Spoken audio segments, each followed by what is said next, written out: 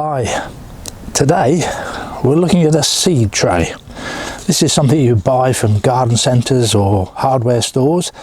It's about 6-inch diameter, plastic, about 1 inch deep, and either you put seeds in them or perhaps you fill it with water and then put a flower pot in there, so the flower pot has got a water supply underneath it. They cost, I don't know, pennies, about 20 pence each, something like that. So I splashed out. I bought 2 of them. It's almost Christmas, so I'm treating myself.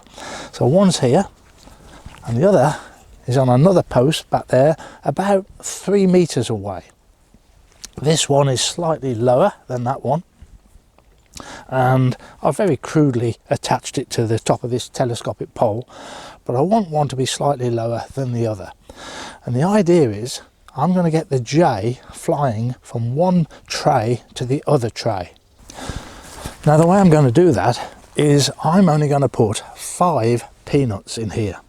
Now a jay can swallow more than 5 peanuts into the crop, into its throat, without them sort of spilling out on the side of the bills where they would show. It can also take away more than 5 peanuts. It then flies away and buries them somewhere, hides them away, caches them, and it wants more than 5. So what it will do, it's going to come to this one first. It's going to eat those 5 peanuts and then fly across to the other tray. And as soon as it does, I'm going to try and get photographs of it in flight. And why a 3 meter gap between the 2 trays? I want enough distance that Jay has got to open its wings and flap them to get from one point to the other. And if you're too close, it's amazing how far birds will simply hop and they won't open the wings fully. You want them to do a full flap, all 2 flaps as they come across. Now this tray on the receiving end, that can have as many peanuts in there as you like. You don't have to limit that. The J is coming in from that direction, so it's quite likely to land on that tray first. It doesn't do every time. Sometimes it comes to here, then you just can't do anything. You've just got to wait. But there'll be enough times when it lands on that tray first, eats those few peanuts that's in there, or not eats them, but swallows them, and then flies across. The other problem you might have is all the blue tits and grey tits that are coming into this feeding station. They're also going to eat the peanuts, but they tend to come in from this side. This is where the cover is, where they've got shelter. So the small birds tend to come in from this way, so they tend to come to this tray. Once or twice the great tit or blue tit goes across there, and then I have to count to see how many peanuts are left before I've got to get out and top it up again. But on the whole, they're coming this side, plus I've got extra feeders here for the small birds. I'm trying to keep the small birds away from that tray.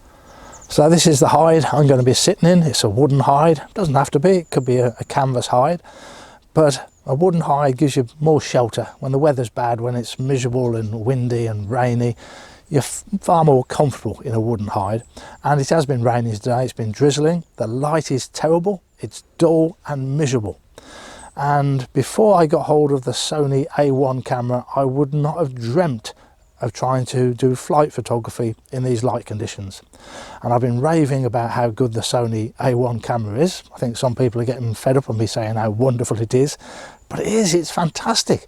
And you can photograph in the most appalling light conditions. So today I'm using 25,600 ISO again, which I did for the Buzzard film, which I released a few weeks ago.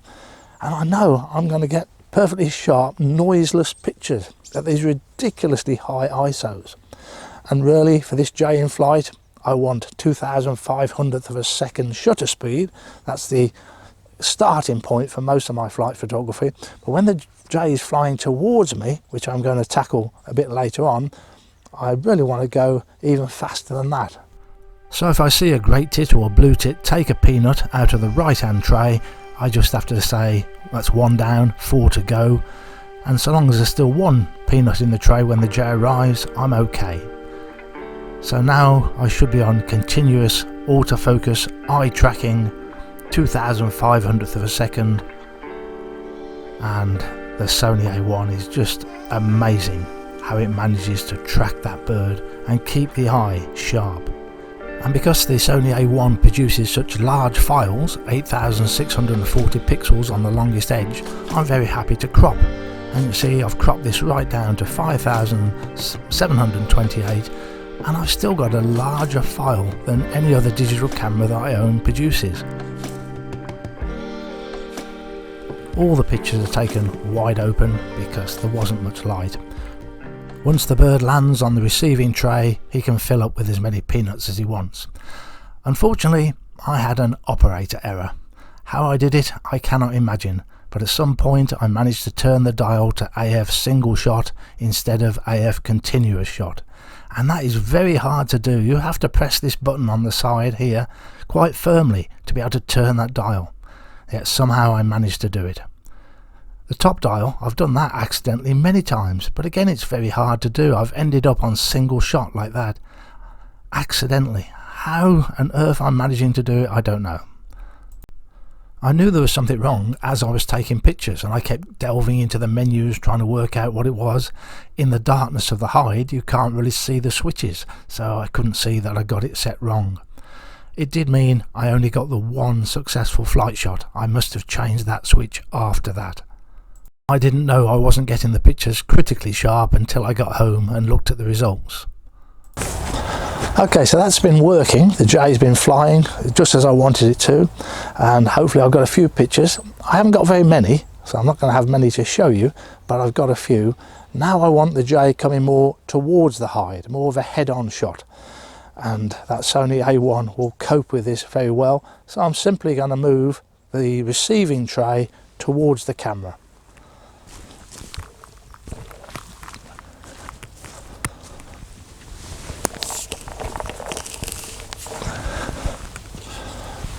And from where I am in the hide, the J is going to come at a line something like this. The camera's over there, so I should get it around this position as it comes in.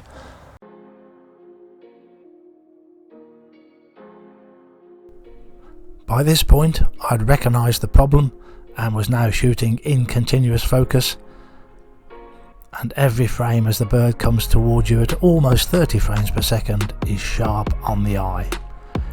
You pick the best picture, and again just a small crop, and the light had improved slightly for this picture, so it's only 12,800 ISO. Part of my standard workflow now is to process all of my raw files in DNO's Pure Raw. I like it because it's automated. I don't have to tweak anything, I just let it get on with the processing, and it reduces the noise drastically.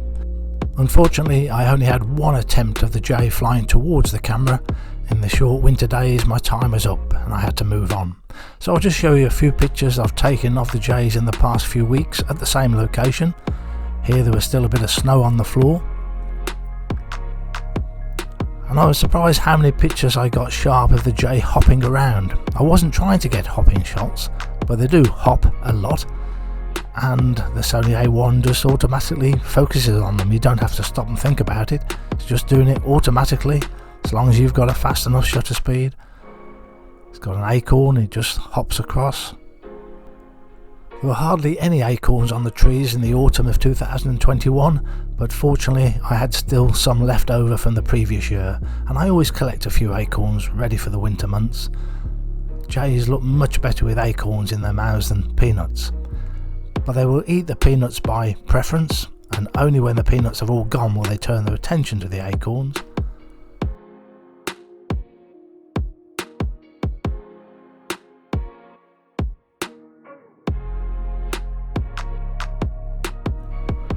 A slightly bedraggled J, and a few down on the floor.